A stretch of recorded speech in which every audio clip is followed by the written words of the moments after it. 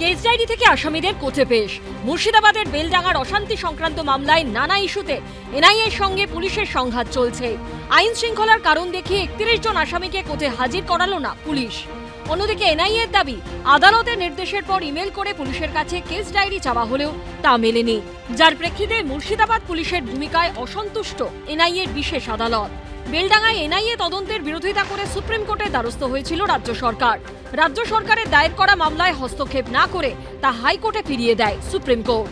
এরপর মঙ্গলবার মুর্শিদাবাদের পুলিশ সুপার ও তদন্তকারী অফিসারের ভূমিকায় ক্ষোভ প্রকাশ করে বিশেষ এনআইএ আদালত। প্রধান বিচারক সুকুমার রায় বলেন, সুপ্রিম কোর্ট বা হাইকোর্টের নির্দেশে কোথাও কি বলা আছে কেস ডায়েরি দেওয়া যাবে না? তদন্ত শুরু করার পর কেস ডায়েরি না দেওয়া তদন্ত নষ্ট করার সমান। পাশাপাশি তিনি নির্দেশ দেন, 26শে ফেব্রুয়ারির মধ্যে এনআইএ কে কেস ডায়েরি দিতে হবে আর রিপোর্ট দেবেন মুর্শিদাবাদের পুলিশ সুপার ও তদন্তকারী অফিসার। যদিও এনআইএর দাবি, আদালতের নির্দেশ পাওয়ার পর ইমেল করে পুলিশের কাছে কেস ডায়েরি চেয়েছিল তারা, কিন্তু সেই ইমেলের কোনো উত্তরই আসেনি। এটাই তো পশ্চিমবঙ্গের বাস্তব স্থিতি। ভোট পরবর্তী হিংসা 27 দিনে আমাদের 56 জন বিজেপি কর্মী খুন হলেন। 27 জন মহিলা প্রকাশ্যে দাঁড়িয়ে বলল তারা গণধর্ষিতা হয়েছে। সিবিআই তদন্ত হচ্ছে, পুলিশ প্রমাণ লোপাট করছে। সহযোগিতা তো অনেক দূরের কথা, অসহযোগিতারও ওপরে সাক্ষীদের হস্টাইল করে দিচ্ছেন। তো যেটা সিবিআই এর ক্ষেত্রে হচ্ছে, ইডির ক্ষেত্রে হচ্ছে, সেটা স্বাভাবিকভাবেই এনআইএ এর ক্ষেত্রেই হবে। এখানে কোনো সরকার নেই। তারা আদৌ কেস ডায়েরি পায়নি, না পাওয়ার পরেও আবার আবদার করছে। কারণ আমরা দেখেছি অনেক সময় কেন্দ্রীয় সংস্থাগুলো সব কিছু পেয়ে গিয়েও ঢোক গিলে পরে মিথ্যে কথা বলে যা পাইনি তো আমরা। কারণ সবকটা সংস্থাই অপদার্থ, তাদের এ পর্যন্ত কোনো কাজে আমরা সাকসেস দেখিনি, আপনারাও দেখাতে পারবেন না। অন্যদিকে এই ঘটনায় এনআইএ তদন্ত নিয়েই প্রশ্ন তুলেছেন প্রাক্তন কংগ্রেস সাংসদ অধীর চৌধুরী।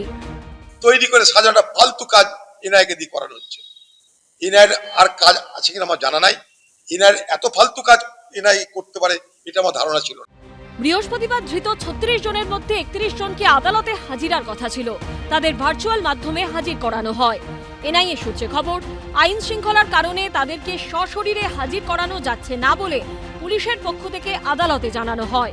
শুনানিতে এনআইএর আইনজীবী বলেন, মুর্শিদাবাদের এসপির সঙ্গে কথা হয়েছিল আমাদের ডিআইজি কেস ডায়েরি হস্তান্তরের জন্য, কিন্তু এখনো তা দেওয়া হয়নি।